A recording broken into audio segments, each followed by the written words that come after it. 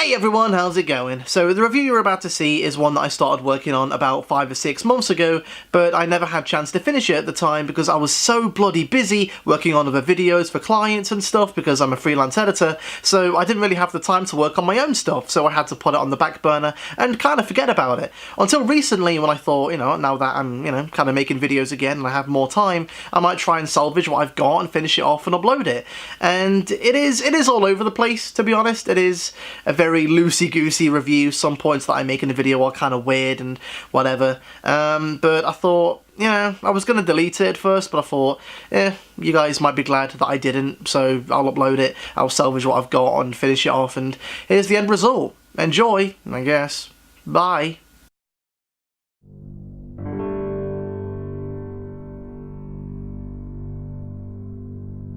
Every year there's a new Resident Evil game, and every time I think it's going to be the one to spice things up, and it never really is. Either they play on Resident Evil 4 or Resident Evil 1, never really topping or coming close to the very thing they're inspired by. Some of them are a very valiant attempt, others aren't really that so much, really. But then emerged from the shadows Resident Evil 7, which looked pretty different to say the least. You could definitely tell where its inspirations are coming from, but it definitely seemed to have that unique style. That isn't what the script said at all. You could definitely tell where its inspirations are coming from, but it definitely seemed very unique for the series. So anyway, let's find out. Is this game good? You probably got the answer to that question months ago, probably from IGN or something. You don't really care about this game anymore, but for the love of God, please humour me. Resident Evil 7 centres around Ethan, some guy that's on the hunt for his wife Mia, who after 3 years might finally have some idea of where she is. And I don't use the term some guy to be a zany goofball. Him being some guy is really the only thing I know about him, or really anyone in this game at all. Honestly, the story to Resi 7 is pretty... it's not really that good at all. It isn't like it doesn't try, it kinda does, but then it kinda stops halfway through. There's approximately 17 million disconnecting story threads and things that are never really explored, and it just doesn't feel very complete. The only character that it really dwells on is Jack, and even then you don't really find out that much about him, but he is my favourite character in the game. Now, I don't really know why this is at all, but for whatever reason, Jack comes across as the kind of guy that would have a good taste in 70s music. I myself love a bit of Steely Dan, Fleetwood Mac, ELO, Jefferson Starship, all that crap. I don't know why, but he looks like the kind of guy that would listen to that kind of music if it wasn't for the fact that he was insane. So, quite possibly the stupidest reason given to like something in any review I've ever done, I think, but what else do you come to Farfetch'd reviews for? Stupid opinions is the order around here.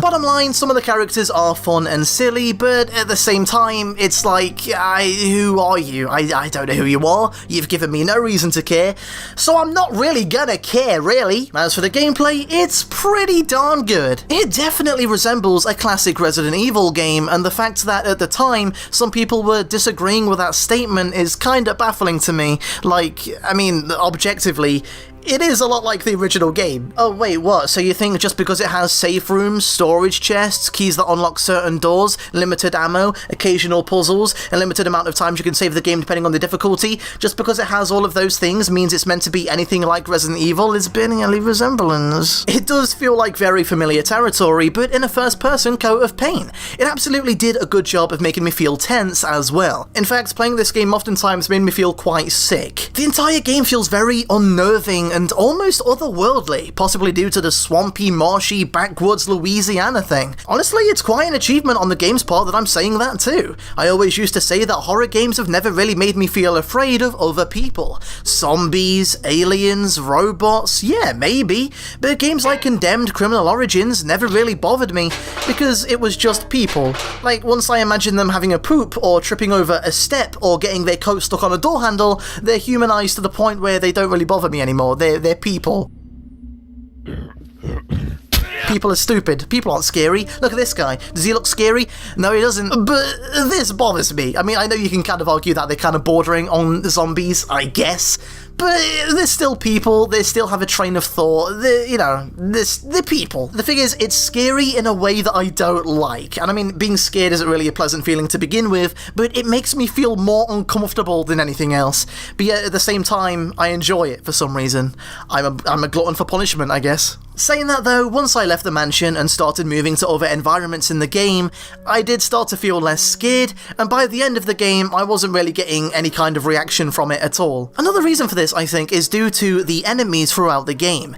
I'm sure you've heard this before already in countless other reviews, but it really is true. While the molded are really creepy to begin with, they do lose their novelty almost immediately, and Evelyn didn't really interest me whatsoever. And that's a real shame, because the gameplay is really solid, and when the game is really in its stride, it pays off a lot. But there isn't really a lot of variety in enemy design, and the game does kind of falter for that. It shows that it kind of needed more enemies in it to keep the momentum going. Another thing that irritated me about this game a little bit is when the game tries to be silly. Herein lies the problem, in that it's trying. The original Resident Evil goes down as a very cheesy, campy game due to the very bizarre and deliberate way the characters spoke. It was a very cheesy and, I think, unintentionally schlocky kind of horror game, and people loved it for that. And as of late, it feels like the franchise is way too self-aware about how silly the games used to be, so they love to reference the Jill Sandwich line. Yeah, that was almost a Claire sandwich. And Resident Evil 7 is no exception. Characters often say things that make no sense and throw you off guard. What the fuck? Well, that's special. And what annoys me about it is that lines like these are very consciously included to be intentionally campy, just like the unintentionally campy original game. This is what TV Tropes likes to call Flanderization. Ned Flanders in The Simpsons started out as just a religious neighbour, but as the series went on, he became more of a parody of himself, becoming more religious, more silly, more crazy wacky, and thus the term Flanderization came to fruition. But it's what I like to call Birdemic Syndrome. Take a product that's popular for being an unintentional riot and making a self-aware comedy sequel that nobody really likes. Fact of the matter is, you can't intentionally make an unintentionally quirky, silly game. It just comes off as a bit weird and forced. Despite all that though, I do enjoy Resident Evil 7 quite a bit. It is a step in the right direction, and it does do quite a lot of things right. For example, I like the way the game looks. It looks goddamn fantastic. But aside from the graphics, I like just the way the game looks, like the way it's set. Not the way it's set, that makes no sense. Where it is, like the backwoods, Louisiana, swampy, marshy, kind of gross, dirty thing.